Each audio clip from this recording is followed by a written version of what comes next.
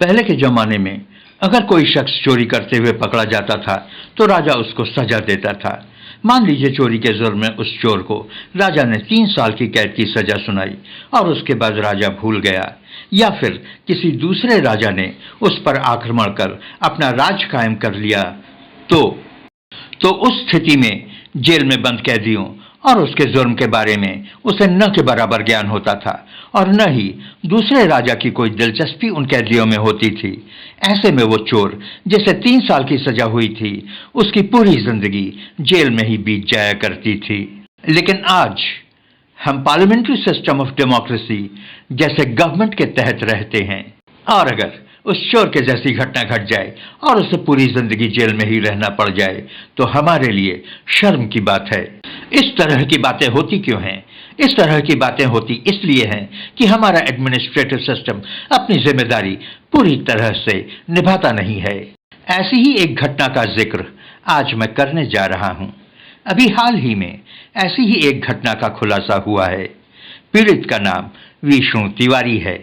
43 वर्षीय व्यक्ति जब 20 साल के बाद अपने गांव के बाजार में पहुंचता है तो मोबाइल पर लोगों को बात करते देख बाजार में इतनी हलचल, शोरगुल और भीड़ देखकर यह आदमी अपने आप में ही खो जाता है। आज से 20 साल पहले उसके गांव के बाजार में 2-4 लोग ही नजर आते थे, 1-2 टेलीफोन बूथ हुआ करते थे, लेकिन आज तो हर व्यक्ति के हाथ में मोबाइल फोन था। मैं बात कर रहा हूं यूपी के सलवान गांव के विष्णु तिवारी की।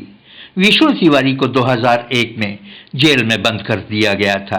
2003 में उसे बलात्कार और SC/ST अधिनियम के तहत दोषी ठहराकर कारागार में ठूंस दिया गया था।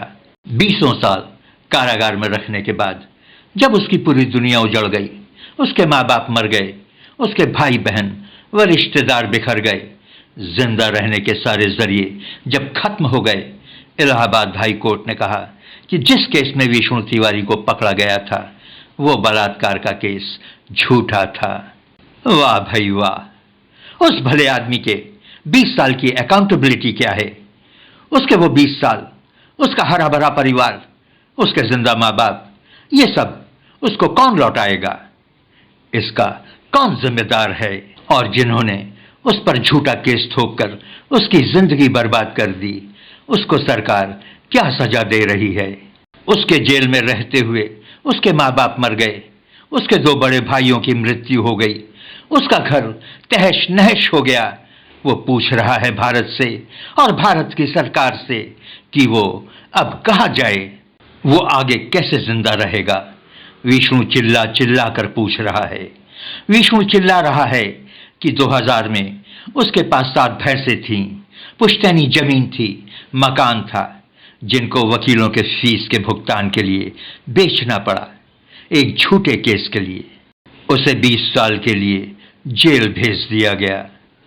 वो सब वापस कहां से आएगा और वो आगे की जिंदगी कैसे जिएगा?